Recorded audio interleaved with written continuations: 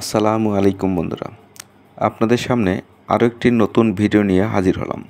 যারা electrical মেইনটেন্যান্সে job করেন তাদের জন্য এই ভিডিওটি অত্যন্ত গুরুত্বপূর্ণ।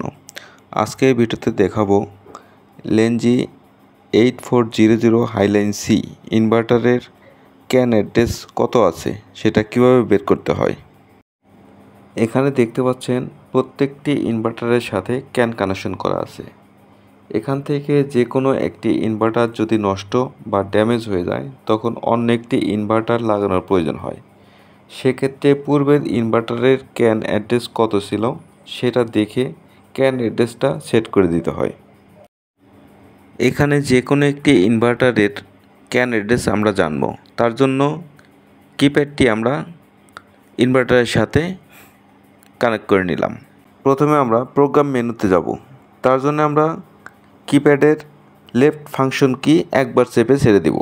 এরপর ডাউন অ্যারো কি চেপে গো টু প্যারামিটারে যাব।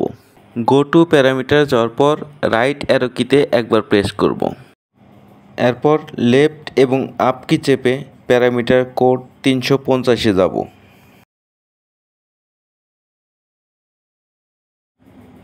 প্যারামিটার কোড 350 টাইপ করার পর রাইট ফাংশন কি একবার প্রেস করব।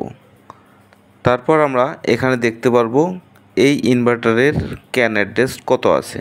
এখানে দেখতে পাচ্ছেন এই ইনভার্টারের ক্যান অ্যাড্রেস আছে 16। এখানে দেখতে পাচ্ছেন ক্যান নুথ অ্যাড্রেস দেওয়া আছে 16। এখানে দেখতে পাচ্ছেন এটা হচ্ছে ক্যান কানেকশনের জ্যাক। এভাবে প্রত্যেকটি ইনভার্টারের সাথেই ক্যান কানেকশন করা আছে, সেই জন্য প্রত্যেকটি ইনভার্টারের আলাদা আলাদা ক্যান অ্যাড্রেস আছে।